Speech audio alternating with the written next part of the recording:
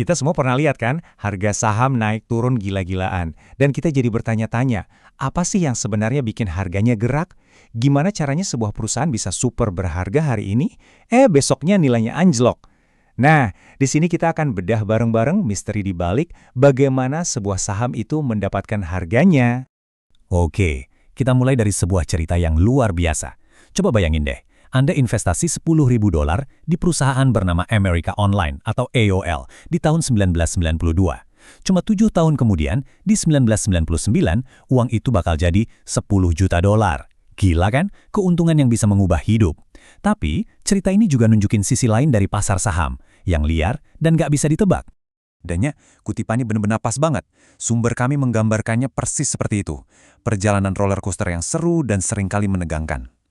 Jadi, bahkan dengan kesuksesan segede AOL, perjalanannya tuh nggak pernah lurus-lurus saja. Penuh tikungan tajam. Naik turun yang bikin investor paling jago sekalipun bisa deg-degan. Nah, ini dia pertanyaan intinya. Di tengah semua drama dan euforia ini, gimana caranya kita bisa tahu berapa sih nilai sekali sebenarnya dari sebuah saham? Ada nggak sih metode yang rasional di balik semua kegilaan ini? Ternyata ada loh. Untuk menemuin metode itu, kita harus mulai dari yang paling dasar. Sebelum kita bisa menilai sebuah saham, kita harus benar-benar ngerti dulu apa itu saham. Karena saham itu jauh lebih dari sekedar simbol 4 huruf yang kedap-kedip di layar Anda. Jadi, ini poin krusialnya. Pas Anda beli saham, Anda itu bukan sekedar bertaruh pada angka. Anda itu lagi membeli sepotong kecil dari perusahaannya. Anda jadi salah satu pemiliknya. Sesimpel itu. Terus, sebagai pemilik, apa sih yang kita dapat? Intinya ada 2 hal besar. Pertama, kita punya klaim atas laba. Maksudnya, kita berhak dapat bagian dari keuntungan perusahaan, yang biasanya dibagikan dalam bentuk dividen. Kedua, kita punya hak suara. Kita bisa ikut milih dewan direksi, yang artinya kita punya suara soal gimana perusahaan itu dijalankan. Oke, sekarang kita tahu saham itu adalah kepemilikan.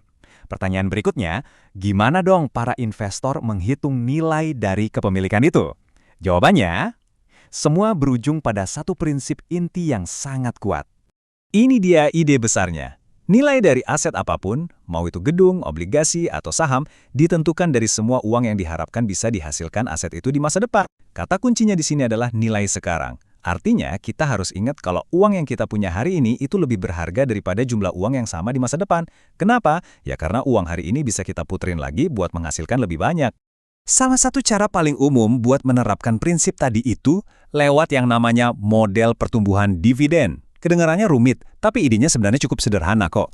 Model ini bilang kalau nilai sebuah saham itu ya total dari semua dividen yang bakal dia kasih di masa depan yang nilainya kita tarik lagi ke hari ini. Gak usah pusing sama rumusnya, kita lihat aja idenya. Pertama, kita perlu tahu kira-kira dapat duit berapa, jadi kita perkirakan dividen tahun depan. Kedua, karena investasi itu beresiko, kita tentukan seberapa besar imbal hasil yang kita harapkan sebagai kompensasinya. Dan terakhir, karena kita investasi untuk jangka panjang, kita juga perlu perkirakan seberapa cepat dividennya akan tumbuh. Nah, rumus ini cuma menggabungkan semua itu jadi satu angka nilai. Tapi, tunggu dulu, ada masalah nih. Model pertumbuhan dividen ini kan jelas banget bergantung sama, ya, dividen. Terus gimana dong sama perusahaan super sukses kayak Microsoft di masa pertumbuhannya dulu? Mereka lebih milih memakai semua labanya buat tumbuh lebih besar, jadi nggak bayar dividen sama sekali. Apa berarti sahamnya nggak ada nilainya? Tentu aja nggak, kan? Nah, disinilah muncul pendekatan lain, model nilai perusahaan. Daripada cuma ngelihat duit yang dibayarin ke pemegang saham, model ini ngelihat semua arus kas bebas yang dihasilkan oleh seluruh bisnis. Gampangnya, arus kas bebas itu uang tunai yang tersisa setelah perusahaan bayar semua tagihan dan biaya operasionalnya. Inilah uang yang benar-benar bebas dipakai buat apa aja. Makanya, model ini jauh lebih fleksibel, terutama buat perusahaan yang lagi getol-getolnya bertumbuh. Jadi, kita sekarang punya beberapa model buat menilai satu saham secara individu. Tapi kan di pasar itu ada jutaan investor dengan jutaan pemikiran. Gimana caranya semua pendapat yang beda-beda itu bisa ketemu di satu harga pasar yang sama? Jawabannya ada di konsep equilibrium pasar. Bayangin aja ini kayak timbangan yang seimbang banget. Ini adalah titik harga di mana jumlah orang yang pengen beli sama persis dengan jumlah orang yang pengen jual. Nah, di titik inilah harga jadi stabil, karena tidak ada dorongan kuat ke atas atau ke bawah. Tapi apa yang terjadi kalau timbangannya miring? Misalnya, harga saham jatuh di bawah nilai intrinsiknya, nilai fundamentalnya. Wah, investor langsung lihat ini sebagai barang diskon. Rombongan pembeli pun bakal langsung menyerbu, Dan permintaan yang gede ini bakal dorong harganya naik lagi sampai kembali seimbang. Dan sebaliknya juga sama, kalau sebuah saham jadi kemahalan, harganya melambung di atas nilai wajarnya, pemilik yang udah punya sahamnya bakal ngelihat ini sebagai kesempatan buat ambil untung. Mereka bakal rame-rame jual, pasokan jadi banyak, dan harganya bakal kedorong turun lagi ke nilai wajarnya. Pasar itu punya mekanisme untuk memperbaiki dirinya sendiri terus-menerus. Nah, kalau pasar itu sebegitu pinternya, punya mekanisme koreksi otomatis yang terus bergerak ke harga yang benar, apa artinya ini buat kita? Apa kita bisa gitu jadi lebih pinter dari pasar? Bisa nggak sih kita secara konsisten mengalahkan pasar?